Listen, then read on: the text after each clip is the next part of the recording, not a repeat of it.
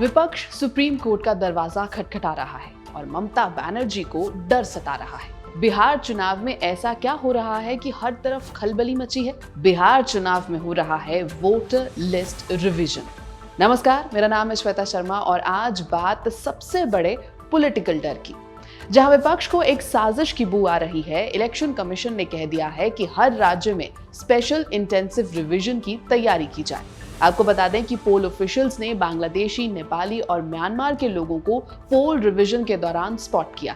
ये सब बिहार चुनाव से जस्ट पहले हो रहा है और इस एक्सरसाइज से तृणमूल कांग्रेस को प्रॉब्लम हो रही है। तृणमूल कांग्रेस ने आरोप लगाया है कि इलेक्शन कमीशन लाखों वोटर्स से वोटिंग के अधिकार को ही छीन ले रहा है। टीएमसी का ये भी कहना है कि ये एक्सरसाइज अल्टीमेटली बीजेपी को फायदा पहुंचाएगी। इस पर बीजेपी लीडर्स ने कहा कि intensive revision representation of the people act 1950 के तहत की जा रही है, जो कि इल्लीगल माइग्रेंट्स को वोटिंग प्रोसेस से हटाने के लिए जरूरी है।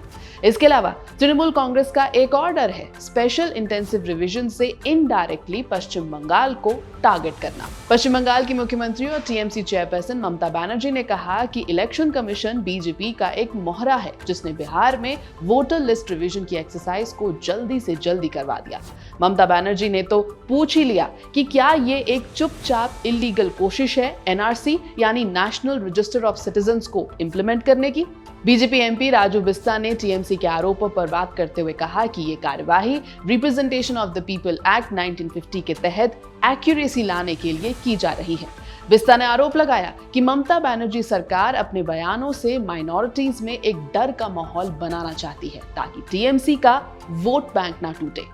तो बिहार से शुरू हुई कार्यवाही बीजेपी को अपने आरोपों को साबित करने का एक मौका जरूर देगी। बीजेपी ने बार बार कहा है कि पश्चिम बंगाल में इल्लीगल इमिग्रेशन जोर शोर से चल रहा है। इस सब के पीछे बीजेपी ने हमेशा टीएमसी का हाथ बताया है। जब special intensive reporting West Bengal में भी की जाएगी और अगर इल्लीगल इमिग्रेंट्स की लिस्ट सामने आएगी तो बीजेपी इन इमिग्रेंट्स के खिलाफ अपनी आवाज और बुलंदी से पश्चिम बंगाल में उठा पाएगी, जहां अगले साल चुनाव होने वाले हैं। बीजेपी के लीडर्स जानते हैं कि इस प्रोसेस से क्रिटिकल स्टेट यानी पश्चिम बंगाल को जीतने के लिए एक डॉक्यूमेंटेड प्रूफ मिल जाएगा, जिसके बेसिस पर टीएमसी के खिलाफ पुरजोर विरोध किया जाएगा। फिलहाल बीजेपी इस कोशिश में है कि नेशनल पॉलिटिकल डोमिनेंस हो और उसमें पश्चिम बंगाल एक अहम राज्य है। पश्चिम बंगाल जनसंघ के फाउंडर श्यामा प्रसाद मुखर्जी का जन्मस्थान भी है। बिहार को स्पेशल इंटेंसिव रिपोर्ट के लिए चुनना एक स्ट्रेटेजिक चाल भी मानी जा रही है। एक्सपर्ट्स कहते हैं कि इस एक्सरसाइज से पश्चिम बंगाल में एसआईआर का प्रोसेस बेहतर तरीके से किया जा सकेगा। लेकिन चुनाव नतीजों पर कितना फर्क पड़ेगा? बिहार में पासा ही पलट जाएगा या नहीं? पश्चिम बंगाल में ममता बनर्जी सरकार को चुनाव जीतने में दिक्कत होगी या नहीं? Let's wait and watch. फिलहाल एबीपी लाइव की इस रिपोर्ट में इतना ही।